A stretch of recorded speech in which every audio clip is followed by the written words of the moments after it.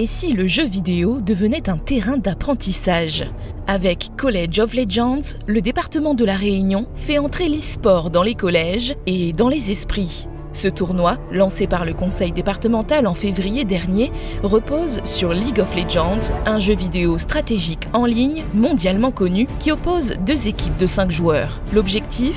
Défendre sa base tout en progressant ensemble sur une carte, en coopérant, en s'adaptant, en prenant des décisions rapides.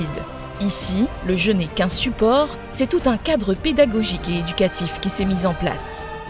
Nous avons tendance à poser un regard un peu sombre sur ces jeux vidéo, puisque effectivement nous avons vu arriver des enfants qui décrochent scolairement et puis qui s'isolent de plus en plus. On s'est dit qu'on vit avec notre temps, on ne va pas pouvoir empêcher ces enfants d'être sur des jeux en ligne, il faut les encadrer et les ramener vers une activité qui deviendrait une véritable pratique culturelle et éducative.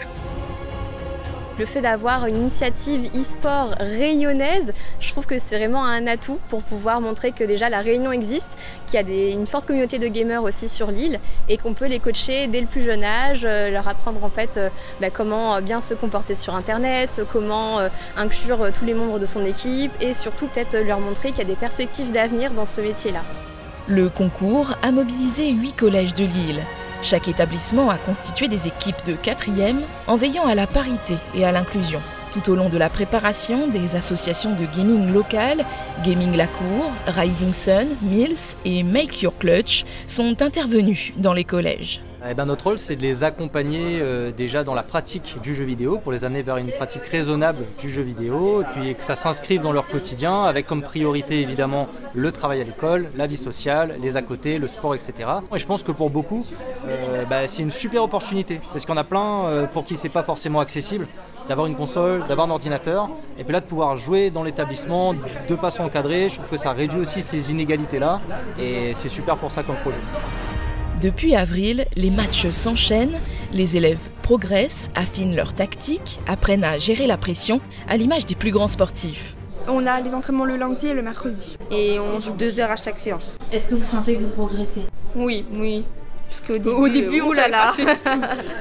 C'est vrai qu'on a un peu de stress, c'est surtout parce qu'on s'attend à rien, mais il faut vraiment être prêt à encaisser vraiment le choc si c'est une équipe vraiment prête. Mais nous aussi on l'est et je pense j'ai confiance en nous. Parmi les moments forts du tournoi, certaines rencontres n'ont pas tourné à l'avantage des équipes. Et pourtant, ce sont aussi ces défaites qui révèlent la force du projet. Malheureusement on a perdu. C'est triste mais c'est pas une fin en soi. On a gagné plus qu'une équipe, on a gagné comme une famille. On a gagné de la maturité, on a gagné du niveau. Cette cohésion d'équipe, on n'aurait pas pu l'avoir si ça n'existait pas. Ils ont appris à réfléchir stratégie, à communiquer, à bien s'entendre et vraiment ça s'est vu. Et je suis très contente qu'il y ait eu des filles dans notre équipe. Ça c'est vraiment super parce que les jeux c'est pas que pour les garçons. On a un gamin qui était décrocheur scolaire, qu'on n'a plus revu depuis décembre, qui est revenu au collège grâce à ce projet.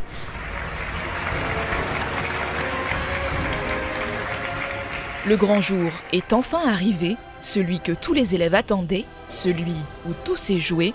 Le 10 juin dernier, l'hémicycle du département s'est transformé le temps d'une journée en une véritable arène numérique.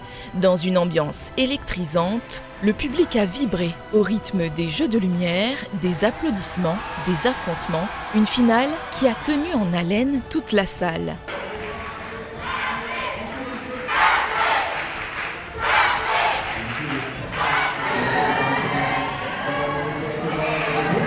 À l'issue de cette journée, le podium s'est dessiné. En 3e position, le collège Edmond Albius du Port, qui a remporté 500 € de dotation. Sur la 2e marche du podium, le collège Achille Grondin de Saint-Joseph, qui a décroché 1000 €.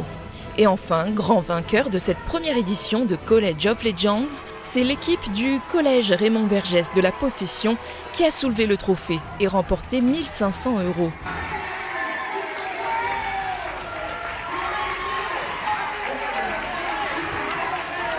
En fait, On a perdu au deuxième parce qu'on était un peu trop confiants. Et surtout, vu qu'on était trop confiants, on a commencé à arrêter de jouer en équipe et jouer un peu trop perso. À la fin, j'ai vu ça, je me suis dit, maintenant on reprend l'esprit d'équipe et on y va. Non, franchement, il y avait tellement d'espoir qu'on ne pouvait pas perdre la finale. Une fierté parce que ça fait quand même plaisir de voir que le travail qu'on fournit paye. Parce qu'on n'arrive pas à un niveau comme ça du jour au lendemain. Donc j'aurais toujours dit aux élèves, il faut toujours se discipliner, de dire on fait les entraînements même si c'est un peu rébarbatif.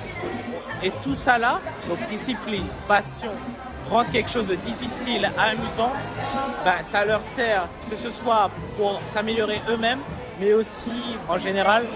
Les collégiens ont également été récompensés individuellement par des cadeaux offerts par le département et ses partenaires, équipements gaming, accessoires numériques, goodies, de quoi prolonger l'expérience et valoriser leur engagement.